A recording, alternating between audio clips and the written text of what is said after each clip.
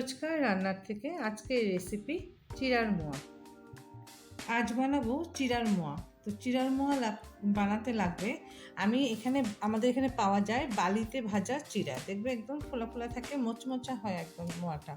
তো আমি এখানে নিয়েছি বালি ভাজা চিড়া, গুড়, খোলায় ভাজা বাদাম, আর একটু শুকনা আদা কুচি করে নিয়েছি, শুকনা আদা কুচি করে দিয়েছি। এই দিয়ে আমি আজ বানাবো চিড়ার মোয়া। আমি একটা কড়াইতে জল বসিয়ে দিই, জলটা ফুটছে। এখন আমি শিরা বানানোর জন্য গুড় দিয়ে দিলাম। গুড়টা আমি ততটাই দিব মানে যাতে চিড়াটা পাক ধরে, একটা মানে পাক ধরার মতো শিরা বানাবো, একটু টাইট টাইট।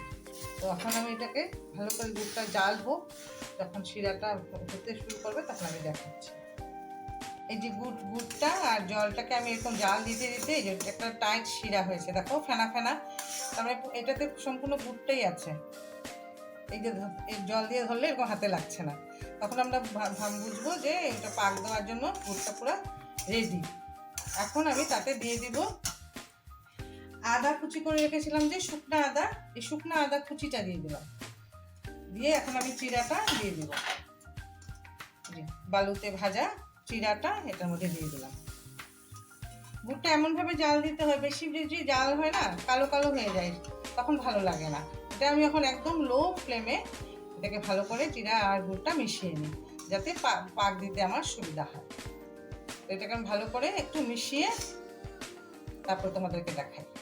চিড়া আর গুড়টা ভালো করে এই যখন ভালো করে মিশিয়ে নিয়েছি, যাতে পাক দিতে আমার এখন নাড়ুটা বানাতে সুবিধা হবে। সম্পূর্ণ চিড়াতে যদি গুড়টা না লাগে না, তো ঠিক মোয়াটা ঝরঝরা হয়ে যায়। আর এমনিও কিন্তু চিড়ার মোয়া একটু হাতে লাগে, গরম লাগে, আবার একদম ঠান্ডা করে বানালেও ভালো মানে পাক হয় না। তো এখন আমি তাতে দিয়ে দিব এই যে খোলায় ভাজা বাদামটা, দিয়ে আমি গ্যাসটা অফ করে দিলাম। এখন আমি এটাকে থালে নামিয়ে চলো মোয়া বানাই। এই যে চিড়াটাকে আমি থালে নামিয়ে নিয়েছি, এখন আমি একটা একটা করে মোয়া বানাবো। গরম গরমও বানাতে লাগে, হাতেও লাগে, বলো গরম গরম না হলে আবার ভালো হয় না। তো এইভাবে আমি এরকম গোল গোল করে প্রত্যেকটা মোয়া এভাবে বানিয়ে নিই।